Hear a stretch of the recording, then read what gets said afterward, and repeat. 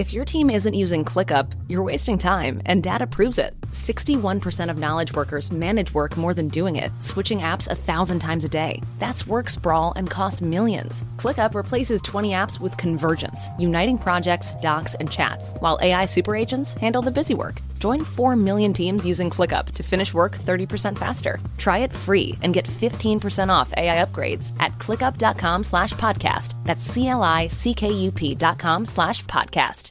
Most all-in-one HR systems are a patchwork of disconnected and manual tools. Rippling is totally automated.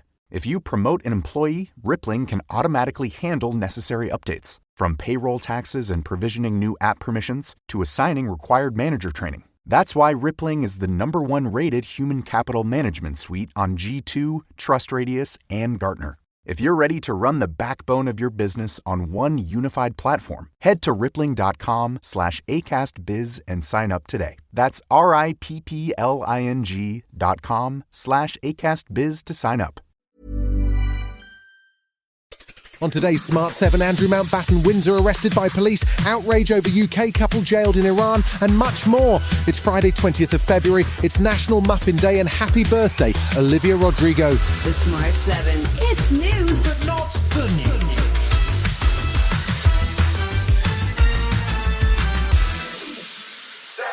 Andrew Mountbatten-Windsor, formerly known as Prince Andrew, was arrested by Thames Valley Police at the Sandringham estate on Thursday on what was his 66th birthday. He was questioned and released under investigation on suspicion of misconduct in public office. He's been at the centre of press coverage and speculation following the release of more than 3 million documents from the Epstein files. Alistair Bruce is Sky News' royal commentator, and he says it's a tough day for the royal family. It must be ghastly for the King and for all members of the royal family to watch this take place.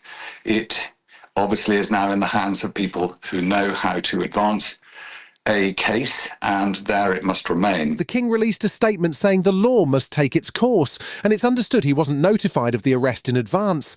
His remarks echo those of Prime Minister Keir Starmer, who spoke to BBC Breakfast about the former prince before the arrest. Everybody is equal under the law, and nobody is above the law. And it is really important that that is applied across the board. That is the principle, it's a very important principle of our country, our society.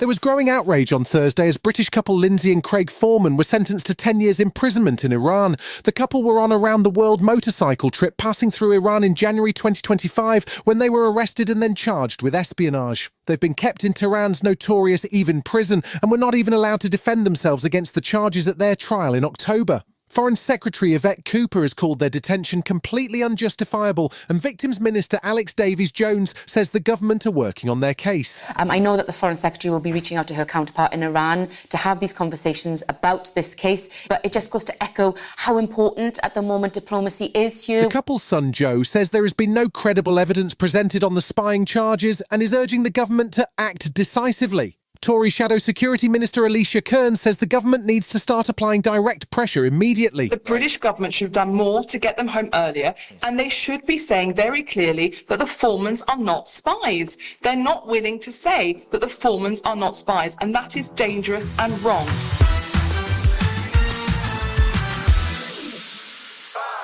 The European Union warned on Thursday that it doesn't believe Russia is ready for peace. This week saw a third round of peace talks between Russia, Ukraine and the United States, but much like the previous meetings, there was no outcome or any sign of progress. Russia continues to batter Ukraine with missile and drone attacks, targeting energy infrastructure and leaving millions without power and heat. The European Commission says that Europe needs to have a seat at the table for the next meeting and that more sanctions will follow if Russia doesn't halt its attacks. Russian Foreign Minister Sergei Lavrov had a warning for his European neighbours. We don't seek wars, we don't want wars. But if these European neighbours of ours, instead of understanding our mistakes and realise that we will still have to live together, they prepare a war against us, that will be a totally different war and with completely other means.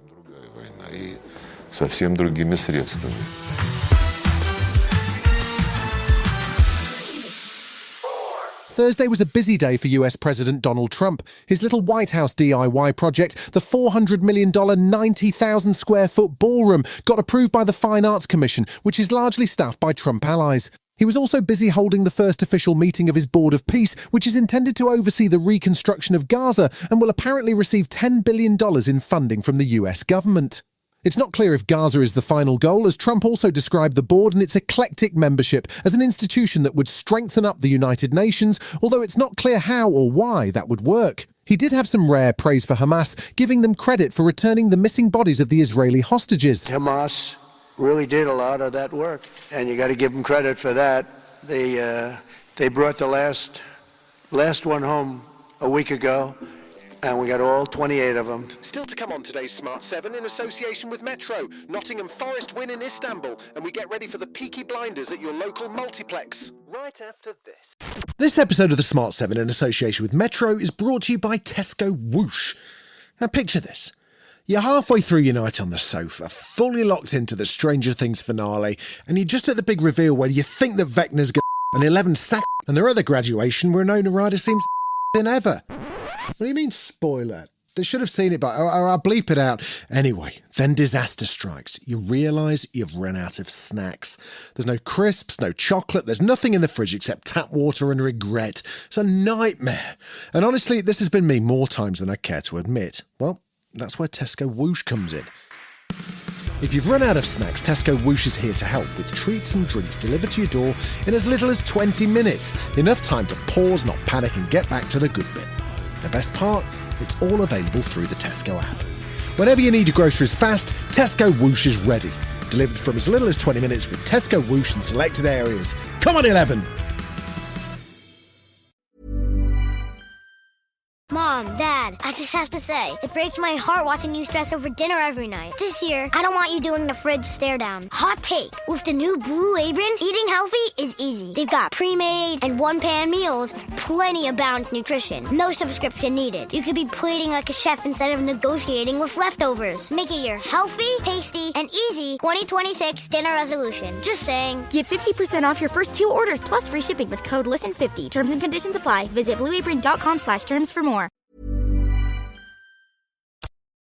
Welcome back. Thursday night saw the Europa League final qualifying stages get underway, with 16 teams competing over 2 legs for a place in the knockout round. Celtic took on Stuttgart but lost 4-1, while in the Europa Conference League, Crystal Palace travelled to play Zrinjski Mostar in Bosnia and Herzegovina, coming away with a 1-1 draw. Back in the Europa League, Nottingham Forest travelled to Turkey to face Fenerbahce with their brand new manager Vitor Pereira. He got off to a great start with a 3-0 away win, which sets things up nicely for next week's second leg home game. I realised before I came that they have a lot of quality. They need results and they need to enjoy the game. They need just organisation and confidence to get the confidence again and play.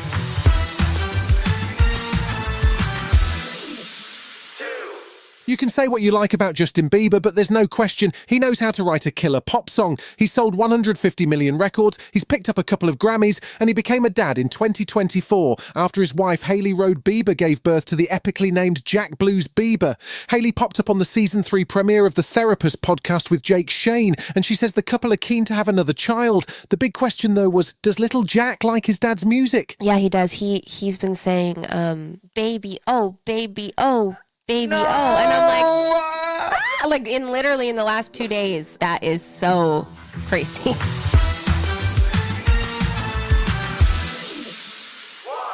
It's been 4 years since we last checked in with the Kings of Birmingham, the Peaky Blinders. The TV show had 6 seasons, and when we last saw Tommy Shelby, he was riding off into the distance on a white horse after a series of dramatic events. But now he's turned up at the multiplex in a Peaky Blinders movie, which is written by creator Stephen Knight, which sees Cillian Murphy back as the iconic peak-capped anti-hero. He's joined by Irish actor Barry Keoghan, who plays Tommy's new rival in a movie set during the early days of World War II. The cast also features multi-award winner Stephen Graham, Rebecca Ferguson and Tim Roth, and it hits cinemas on March 6th and then drops on Netflix 2 weeks later.